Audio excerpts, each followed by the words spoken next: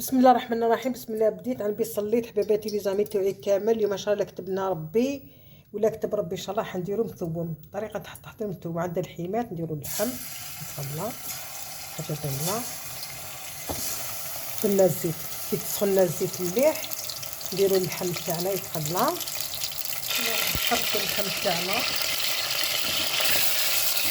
نحركو فوالا.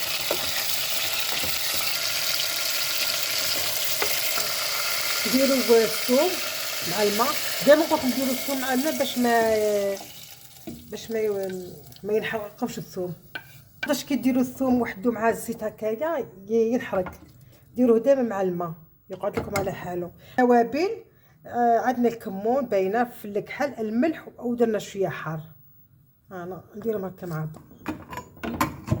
بعض نغلقوا عليها. بالنسبه للعجينه تاعنا لافيون داشي لحم مرحي درنا له نفس الطريقه. درت له الثوم والكمون وفل الكحل وهاوليك اللحم تاعنا هاوليك. ودرت له الملح حاجه باينه. الملح من عينك هي ميزانك. وانا ما نديرش البيض فيها. انا درت شويه زيت باش تتعجن تليم العجينه تاعنا وتقعد على حالها. فوالا هكا نديرهم كوبايات هكا صغيرين.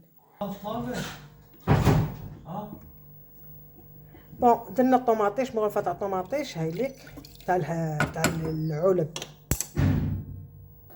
بون بعد ما طابتنا لاصوص تاعنا دوكا نديرو الحميصه باسكو الحميصه ديجا مغليه. هنا نحطو الحميصه تاعنا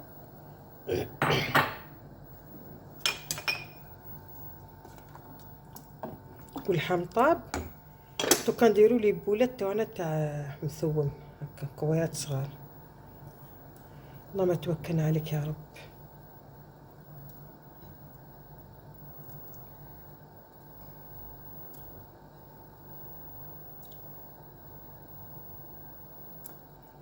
يجونا ان شاء الله بالشان والطبق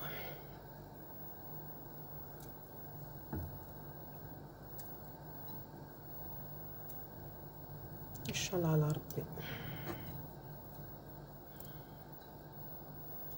هكا نخلوهم يطيبوا ونتلاقاو بعد ان شاء الله. هذيك بعد ما طاب مثوم تاعنا شوفي ان الله يبارك. قاعدين البويات على حالهم. شاهدكم بالصحه والهنا دائما مع يوميات جميله. اطباق يعني خفيفه وظريفه. ديروا هذه الوصفه ما تخافوش. دائما نقول لكم معايا جديد ان شاء الله. شاهدكم بالصحه والهنا. يعطيكم الصحه وبارك الله فيكم كالعاده. الإعجاب والاشتراك ونقول لكم يعطيكم الصحه وراني معكم. بارك الله فيكم ونقول لكم السلام.